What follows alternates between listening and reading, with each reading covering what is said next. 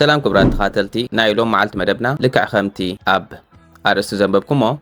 ناي غافرنر ناي بانك أوف كندا زوجو حبريتا أب كندا كنتات كندا إيكونوميكالي أبينا درجة بتصحلا انتاي نخا خنصبا نخل نختفلطو نختسمودي كونن زحبريتا نزا channel زي أنو هتري إليكم كنت زارس صحفة زلهم ناي بحكي زوجو متنقطايو اتمتنقطاخا نختدالو ريد نختكونو أب كندا انتاي قاتمالو إيكونوميكالي نختفلطو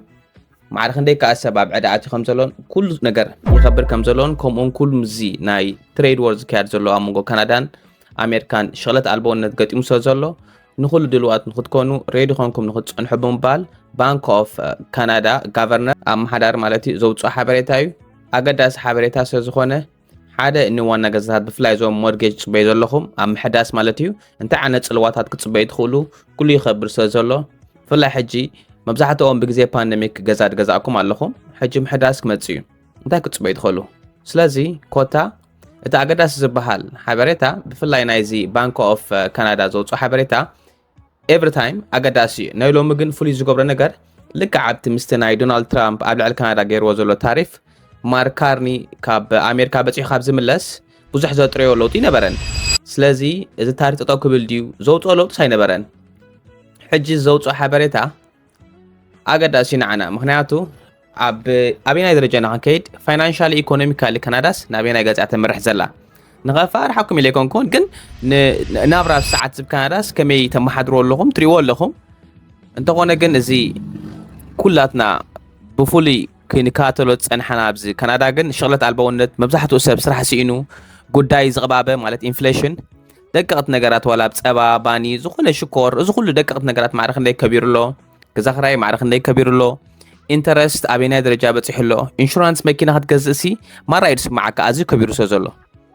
بانك أوف كندا زوج حبرتها خا كل جزء أزي أقداسي نعنا سلازي زخون حبرتها بحثر زبالة النار أنا خقول صلوا معلتي مهناتو أزي نوع سوزخونه أتن أقداسي نتاتجن انت كقطم كم زخل كغربالكم ناب كله نخبتصح شير كتبلو ياخو سسنايو بفرنش انجلش زخونه بمولي كنا نكنري بحصر زبلنا تا فيديو خنصالكم 4 دقيقه زخون تدخلوا زقبروا قلمت تقلقليو اقداس كنا نعنا كاب ريبورتر زمص حطاتالو كابزي كلته حطاتنا هنري اتان قندي نطبي انا زقدسانا خا دارغانا 10 دقيقه زخونه كاونيو كان وحالكم ايدلني بمولاتا فيديو قطري واتر انت راكم لينك اب تحت قبرلكم Key concerns. In the near term, the unpredictability of U.S. trade policy could cause further market volatility and strains on liquidity. In an extreme case,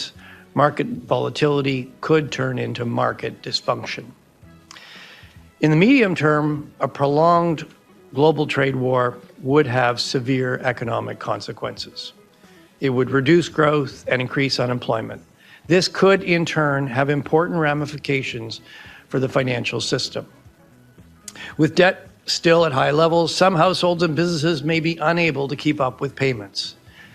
If loan losses occur on a large enough scale, banks could cut back on lending in response. This would exacerbate the economic downturn and put more pressure on businesses and households. زي با غافرنر ناي بانك اوف كندا زوصو تصصاب ابينا درجه بتحلو ايكونومي ناي كندا ابزي وانزي امونغو كندا امريكانز كادلو ناي نقدي فحفح كمصو زخل صعبنا ينا كنتنتن غلغله تعبينات قلت نوركو تقندغن تعبن امونغو كندا امريكان زكازلو ناي نقدي فحفح نمصام طماتنا ندحرت نملس اب قدمي بانديميك زغاطمنا اتي كوفيد 1 ماتي بزح شغرات يغطمنا اتي بدوتات كا سغيرنايو عوتات كنا خاوصينا اب ساعات زغن زغاطمنا زلو خنزاربولينا زغبرنايو زهونه بدوتات كغاطم كلو اتي انترست ريت ناي مورجيج ناي كال ناي زهونه نغر نتحتي يغدلو نيرو مناتو تسب كهيسيلو ناتو تسب انترست تحت ولو سب لقحي ابز ساعات زغن حدش شغر غاطمنا الله اب امريكا زمص ناي تاريفو سنتات عبي غدات تاسعبلنا له بيت نغرات كنعزب زلنا اب مصاي اب امريكان كندان زكيار زلو فحفح انتي صعبينات كله يخل لوط امو كان امريكان زكيار زلو انتي عينت صعبين كله مالت ستيف كوينو تغلابطاي كوينو حجي ازي تامانت زيبلو نغدي لوط امونغو كندان امريكان زكيار زلو خا اب نوحسي اويا مصاي انتي صعبينات خمص زخل نزي ايكونومي خاس كحمشوديو كبكبلودي غلابطوديو ابدي تمامن هواهو ويدما فولاتايل زخون هواهو زي ناي ماركت ኣብ ቀረባ እዋንካ እዚ ተናውሐ ኣብ መንጎ ካናዳን ኣሜሪካን ዝካየደሎ ናይ ንግዲ ፍሕፍሕ ከቢድ ሳዕቤን ከቢድ ናይ ቁጠባ ፀቕጢ ከም በዓል ሪሰሽን እዚ ኣብ መንጎ ካናዳን ኣሜሪካን ዝካየደሎ ናይ ንግዲ ፍሕፍሕ ከምፅኦ ዝኽእል ሳዕቤናት ኣዝዩ ብዙሕ እዩ ኣብ ሓፂር እዋን ናይ ሽቕልበት ኣልቦነት ስራሕ ምስኣን ከስዕብ ይኽእል እዩ ነገራት ከዓ ክኸብር እዩ እንተ ደኣ ከስራሕ ምስኣንን ወዲ ሰብ ከዓ ንብረት ከቢርዎ ኢንፍሌሽን ኣስዒብካ ካልእ ፅላታት ከምፅእ ይኽእል እዚ ዓይነት ፅላታት ከዓ ናይ ማርኬት ዲስፋንክሽን ወይ ድማ ማርኬት ክሕምሸሽ ወይ ድማ ክወድቕ ከም ዝኽእል ከስዕብ ይኽእል እዩ ኣብ ሰዓት እዚ ብዙሓት ነገርቲ ተለቂሕካ ዝኾነ ቢዝነስ ክጅምር ትኽእል ካብ ዝዓዲ ስለዚ መብዛሕትኡ ሰብ ቢዝነስ ክኸፍት ከሎ ዕዳግ ገይሩ ይኸፍት እዩ እቲ ዕዳግን ዕዳ ተኸፋላይ እንተ ከፊልካዮ እንተኾነ ግን ስራሕ እንድሕር ዘየለ ናይ ግድፍ ሕፍሓሊ ኣብ መንጎ ካናዳን ኣሜሪካን ካብ ካናዳ ኸ እቲ ቀንዲ ኣገዳሲ ነገር 80% ኣሜሪካን ኤክስፖርት ትገብሮ ካናዳ ንኣሜሪካ እዩ ሕጂ ካናዳ ግን ንኣሜሪካ ዝሰደሮ ዝነበረ ንብረት ኣሜሪካ ንብረት ኣይንደልን እናኸትብል እያ ተሰሚዓ ምክንያቱ ኣሜሪካ ኣይንደልን እናተሎም ሓድሽ ማርኬት ክሳዕ ዝረኽቡ ካናዳ ኣዝዩ ኢኮኖሚካሊ ክትህስያ ስለዚ እቲ ኩሉ ኮታ ዘምፅኦ ሳዕቤን ተኣኻኺቡ ማለት እዩ ባንኪ ምልቃሕ ክገድፎ ይኽእሉ እዮም ገንዘብ ክምለስ እንድሕር ዘይክእል ኮይኑ ባንኪ ስቂሉ ክለቅሕ ኣይክእልን እዩ እቲ ኢኮኖሚ ክንቀሳቐስ እንተኮይኑ ገንዘብ ኣብ ባንኪ ክህሉ ኣለዎ እቲ ህዝብስ ነንሕዱ ክነጋገድ ኣለዎ ነንሕዱ ክነግድ ተዘይክእልካ ኣብ ተዘዋዋሪ እቲ ዋና ቢዝነሳት ነዳዲ ኮታ ሰራሕተኛውን ከይተረፈ ኣብ ስታሓት ርጃ ዘሎ ኢኮኖሚካሊ ይህሰ እናኸበረ ይመፅእ ናብራ እናሓየልካ ይመፅእ እቲ ብድሆታት ንሕና ክንገብሮ ዘለና ኣሰስመንት ኣብ ኢኮኖሚ ናይ ካናዳ ወይ ድማ ፋይናንሻል ኢንስቲትዩሽን ናይ ካናዳ ዝበሃል ቅጢ በዚ ሕሶ ዘሎ ኢና እሱ ከዓ ብቐንዱ እቲ ኣብ መንጎ ኣሜሪካን ካናዳ ዘሎ ፍሕፍሕ እዩ ብዛዕባ ኢና መፅናዕቲ ገምጋብ ንህብ ዘለና ብሓፂሩ እዚ ናይ ታሪፍ ኣብ ካናዳን ኣሜሪካን ዝካየድ ዘሎ ዓብ ሳዕቤናት ክህልዎ እዩ ሰዓማት ክፀንሕ ንፈልጥና ኣየናይ ክተርፍ ኣየናይ ክፀንሕ እውን ንፈልጥና ኣየናይ ሓድሽ ክመፅእ ኣየናይ ክመሓየሽ ወልሓንቲ ንፈልጦ ነገር የለን ኣብ ናይ ነዊሕ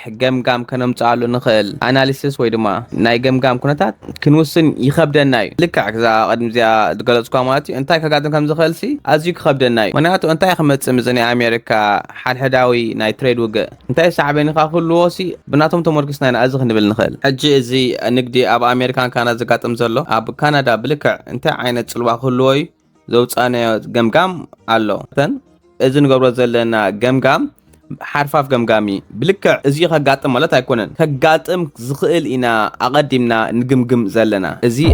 ኣናሊሲስ ክኸውን ዝኽእል ሎም ዝሕዝዎ ዘለዉ እዩ ክኸውን ዝኽእል እዮም ዝብሉ ዘለዉ እምበር ብልክዕ እዚ ክኸውን ማለት ዝብሉ ዘለዉ ንምድላው ብሓፂሩ ክህስያ ድኽእላ ናይ ቢዝነስ ነጥብታት ብቢዝነስ ማለት እዩ እንታይ እንተራኣየልና መጀመርታ ኣብ ገዛ ቢዝነሳት ንኣሽቱ ቢዝነሳት ዓበይቲ ቢዝነሳት ዝተፈላለያ ቢዝነሳት ከምኡውን ባንክ ዘይኮኑ ኢንስቲትዩሽናት ከም በዓል ለንድ ዝገብሩካ ቢዝነሳት ኣለዉ እሶም እውን ክህሶ እዮም ብሕፅር ዝበለ እዞም ክህሶዩ ዝኽእሉ ኢሉ ዝገልፆም ዘሎ ጠቂሶም ፀንሐ ኮታ ምስ ናይ ፋይናንሻል ምትእስሳር ዘለዎም ካምፓኒታት ዓብ ፅልዋ ክህልዎም እዩ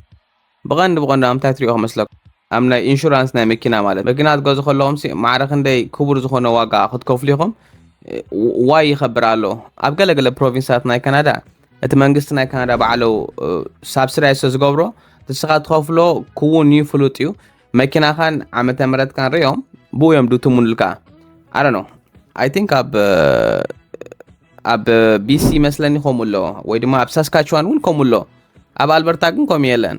ሕጂ እቲ ተወዳዳርነት ዘሎ ዳስ ዋይ ሾፒንግ ትገብር ትውዕል ኣብ ኣልበርታ እንተደኣ መፂኻ እቲ ኢንሹራንስ ካ ርኢኻ ትውስን ማለት እዩ ክኸብር ምጀመር ግን ዋይ ኢልካ ክትሓት ክጅምር ኢኻ እቲ ፅልዋኻ ብኸምኡ እዩ እዚ ሕጂ ብዛዕባ ገዛ ኣብ ውሽጢ ገዛናስ እንታይ ዓይነት ሽግራት ተጋጥም ኣሎ ሕጂ እቲ ኣብ ገዛ ካብ ዝገበርዎ ኣናሊሲስ ንኣብነት ኣብ ገዛውትና ኣብ ገዛና እንተራእየልና እቲ ሕና ንኸፍሎ ነበርና ናይ ገዛ ክራይ ኣሎ ቢል ናይ ዋይፋይ ኣሎ ዩቲሊቲ ከምኡውን ልቸማይ ማለት እዩ ብተወሳኺ ግን ገለገለ ሰብ ናይ መኪና ቢል ኣሎ ወይ ድማ ካር ፔመንት ዝበሃል ኣሎ እታ መኪናስ ወርሓዊ ትኸፍለላ ኣለካ ኢንሹራንስ ኩሉ ማለት እዩ ቴሌፎን እውን ተለቂሕካ ክትገዝእ ትኽእል ኢኻ ወርሓዊ ከዓ ትከፍል ኣለካ ሕሰብዎ ሕጂ ክንደይ ትኸፍል ኣለኻ ስራሕ እንተደኣ ሲኢንካ እዚ ብኸመይ ትከፍሎ ትኽእል ኣይ ክትከፍሎ ኢና ስለዚ ከዓ እቲ ፔመንት ሚስ ትገብር እዚ እቲ ፀቕጢ ዝበሃልካ ፔመንት ሚስ ምስ ገበርካ ኣብ ባንክ ዋይ ተጠቒምካ ክብለካ እዩ ኦኬ ፋይናንሻል ጉዳይ ገጢሙኒ ባንክ ግን በቲ ገንዘቡ ክረክብ ኣለዎ ስለዚ ሰብ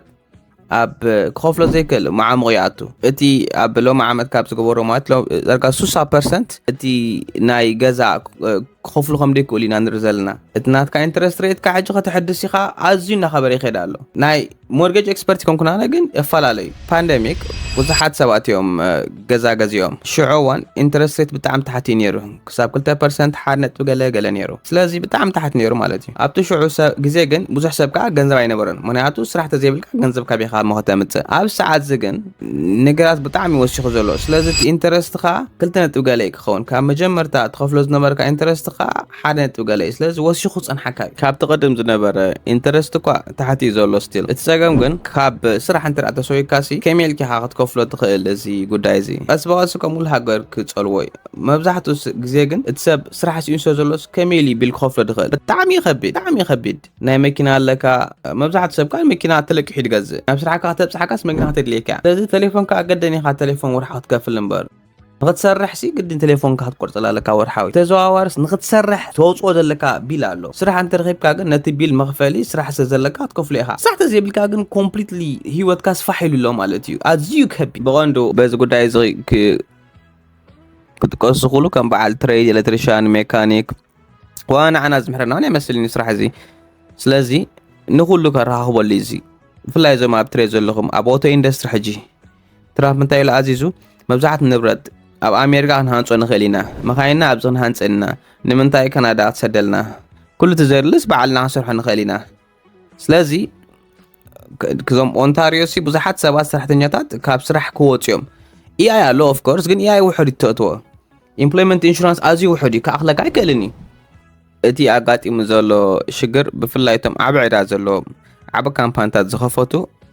በዚ ጉዳይ እዚ ማለት ብዙሕ ሰብ እልቃሕ እንድዩ ተለቂሕካ ግን ገንዘብ ወሲድካ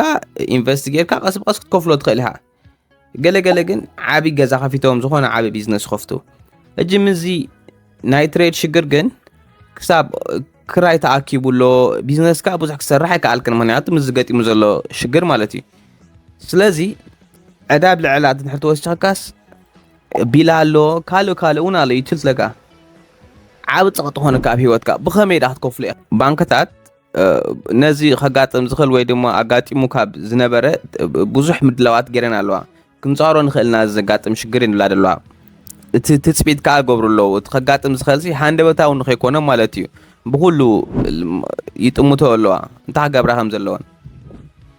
እቶም ባንክታት ሕጂ ዓብ ኽሳራ እንድሕር መጺኦም ተደኣ ሰብ ዕዱግ ክኸፍል ዘይከኣለ ባንኪ ዓብ ኽሳራ እንድሕር ገጢምዎ ኮምፕሊትሊ ባዶ እንድሕር ከይዱ ንሰን እውን እዚ ሽግር ዝመታን ከምልጣ ምልቃሕ ክጎርፎ እየን እቲ ናተን ሓሳባት እዚ እንድሕር ገጢሙኻ ዓቢ ፀገም ከምፃ ኣሎ እዩ ኣብ ናይ መንግስታዊ ቦንድ ዘጋጥም ዘሎ ሳዕቤናት ተዛረብ ደላ ብዙሕ ኣገዳሳሪ ይኮነን ዓና ብቐንዱ ብግዜ ፓንደሚክ ዝነበረ ዘጋጠመ ሽግራት ሽዑ እቲ ባንክ ኦፍ ካናዳ ዝገበሮ ሓገዛት ንብዙሓት ሰባት ካብ ቢዝነስ ከተስቕ ከም ዝኽኣለ ገለገለኹም እውን ክሳብ 50,000 ቢዝነሳት ከም ተቐበሉ ዲፔንዲንግ ከም ትዕብየት ማለት እዩ ብዙሓት ቢዝነሳት ሓገዝ ሂቦም እዮም ንብዙሓት ሰባት ማለት እዩ ቅድሚ ሕጂ እውን ብግዜ ፓንደሚክ ካብ ስራሕ ተሰጎጊሎም $2,000 ህቡ ከም ዝነበሩ ብሕፅር ዝበለስ መንግስቲ ንህዝብስ ሓጊዙ ይብቲ ግዜ ፓንደሚክ ዓብ ሓገዝ እንዳሃበ ብዙሓት ቢዝነሳት ኣተሲወን እዩ ስለዚ ጼሩስ ሬዚሊየንት ዝኾነ ተጻዋርነት ዘለዎ ፋይናንሻል ኢንስቲትዩሽን ወይ ሲስተም እዩ ዘሎ ጠመ የጋጥም እዚ ኩሉ ብድሆታት ኣብዚ ኢኮኖሚ ዘጋጠመ ማለት እዩ ኣብ ውሽጢ ካናዳ ኣተኪርና ንካትሎ ዘለና ዝኾነ ዘጋጠመ ኸ ፎሎ ኣፕ ጌርና ከንዲ ከነቃሉ ሒልና ደይኮናሲ ኣብ ትሕቲ ቁፅር ክንእትዎ ምዃንና ክንፅዕር ኢና ኣብዚ ቶም ክቦ ዘለዩ ሓበሬታ ሂቦም ካብዚ እኒኦ ክልተ ሕቶታት ክንከታተል ኢና ካብኡ እኒኦ ግን እዛ መደብ እዚኣ ክንዓፅዋ ኢና ምክንያቱ ካብ ዝሓለፈ ካብ ዝፃፎ ቪድዮታት እነዋሓሎ እቲ ቪድዮ ዝበልኩብኒ ርኢቶኹም ሰሚዐ ኣለኹ ካብ ፍርቂ ሰዓት ነው ከንዋሓይደል ነዛ ቪድዮ እቲ ኣገዳሲ ክትፈልጥዎ ዘለኩም ብፍላይ እዚ ኸ ኣገዳሲ ዝኾነ ካብ ክልተ ሕቶ ክንሰምዕ ኢና ካብኡ ክንዓፅዋ ኢና ሕጂ ኣብ ውሽጢ ዝሓለፈ 10 ዓመታት ባንክ ኦፍ ካናዳ እዚ ኩሉ ዘጋጠመ ሽግራት እንታይ ዓይነት ሓላፍነት ይወስድ ብፍላይ እዚ ኢንዲቪጁዋሊ ኣብ ሃውስሆልድ ዘሎ ዕዳ ንኣብነት ዕዳ ናይ ገዛ ክራይ ኩሉ ሃውስ ኢንፍሌሽን ምኽባሩ ከምኡ ናይ ሞርጌጅ ናይ ሃውስሆልድ ቢልስ ናይ ዝተፈላለዩ ነገራት እንታይ ዓይነት ሓላፍነት ትወስድ ባንክ ኦፍ ካናዳ እዚ ኣገዳሲ ትሕቶ ንምንታይ ኢና ፀብፃብ ነውፅኦ ዘለና መስለካ ዝኾነ ዝኸፈ ኩነታት ክመፅእ ዝኽእል ንምድላው ክኾነና ያልና ነውፅኦ ሬዲ ንክንከውን ኢና ነውፅኦ ኣብ ሓደ ገዛ ዘሎ household debt ማለት እዩ ንኣብነት ኣብ ሓደ ምስ ስድራ ይቕመጥ ኣለኹ ኣብ ውሽጢ ስድራ ዘሎ ዕዳ ናይ ገዛ ሞርጌጅ ጥራይ ኣይኮነ ናይ ቴሌፎን ኣሎ ናይ ሞባይል ቢል ኣሎ ቶታልሲ መብዛሕትኡ ሰብ ተለቂሑ እዩ ዝገዝእ ሓደ እዋንሲ ንእሽተይ ቪድዮ ሰሪሐ ነይረ ፋይናንሻል ሲስተም ናይ ዝዓዲ ከመይ ይመስል ትብል ኣርእስቲ ማለት እዩ ብዛዕባ ፋይናንስ ዘለና ፍልጦ ብዛዕባ ዕዳ ዘለና ፍልጦ ኢለ ማለት እዩ ብዘይከውን ብኔጋቲቭ ዝተረዳእኩማ ሰባት ነርኩም ከምኡማት ኣይኮነን ግን እቲ ፋይናንሻል ሲስተም ናይ ዝዓዲ ከመይ ይሰርሕ ምፍላጥ ኣነ ኩሉ ፈልጦ ኮይነኩን ግን እንተኾነ ሲስተም ኣሎ ናይ ዝዓዲ እጂ ከም ሰብሲ ከመይ ኢልካ ትጥቀመሉ እቲ ገንዘብ ካብ ባንክ ብኸመይ ይጥቀም ታክስ ብኸመይ ይሰርሕ ገንዘብ ብኸመይ ይምለሰካ ኣብ ብኸመይ ከናይ ቢዝነስ ኣካውንት ትስርሕ ብዙሕ ዝተፈላለየ ነገር ኣሎ እንተዳ ስቕልካ ጥራይ ሲስተም ከይፈጥካ ስቕልካ ትሰርሕ ጥራይ ኮንካ ካናዳ ኣዝዩ ድሃሴካ ስቕልካ እንድሕር ቢዝነስ ከፊትካ ከዓ ጎል ክትኣቱ ትኽእል ኢኻ ስለዚ ገንዘብ ይሓብር ኾነካ ንሕማቕ እሙማት እዩ ስለዚ ስቕልካ ከም ሓድሽ ኮንካ ስቕልካ ትሰርሕ ኮንካ ግን ቴሌፎን ሓድሽ ትገዝእ ተዘይተጠንቂቕካሲ ኣብ ዝኾነ ጎል ክትኣቱ ትኽእል ኢኻ ማለት እዩ that's why ከዓ ነሲስተም እዚ ንኸተፅንዖ ቁርብ ግዜ ከድልየካ ምሕታት እውን ከድልየካ እዩ ኣብ ሰዓት እዚ ኣብ ገዛ ዘሎ ዕዳ ብጣዕሚ ሃይ እዚ ዘሎ ታሪፍ ቀረፅ ኣብ ልዕሊ ካናዳ ከም ዘለዎ እንተዳ ቀፂሉስ እንታይ ዓይነት ሳዕቤን ከምፅእ ደለናዮ ኩነታት ከቢድ እዩ እናሃበደ ኣኸይድ ክትዳለሉ ኣለኩም ንፁር ዝኾነ መፃኢ ኣለኩም ለኩም ኣብ ሰዓት እዚ ከብደኒ ናይውን ስለዚ ጥንቅቕ ኢልኩም ኪዱ ስፔን ኣዋፃፅኣኹም ኣገዳሲ ዝኾነ ሓደ ነገር ኣይትግዝኡ ሓድሽ ነገራት ትገዝኡ ንኣብነት ናይ $1 ንብረት ትገዝኡ ኣይ ማሲ ተቐዳዳኒም ኣይትወስኑ ኩነታት ናበይ ይኸይድ ኣለዎ ስለዘይፈለጥና ማለት እዩ እዚ ማለት ግን ፅባሕ ኣይቅየር ማለት ኣይኮነን ዝኾነ ሓድሽ ነገር ዝወፀ ተሎ ቀልጢፈ ከምዝኣልኩም እየ ከም ዝቕፅል ኣብ ታሕቲ ርእቶን ቀጥታ ክትፅሕፉ ክትፅበየኩም ኩላትኩም ተቐመጥ ካናዳ ናይ ካናዳ ዝበዝሕ ተምፅኦ ዜና ናይ ካናዳ እዩ ከምኡ ዓለምለኻዊ ዜና ምስ ዝኾንኩ ሰብስክራይብ ምግባር ደገፍኩም ክትህቡኒ ብትሕትና ይሓትት ቀፃሊ ካልእ መደብ ንራኸብ ዝወርሓኩም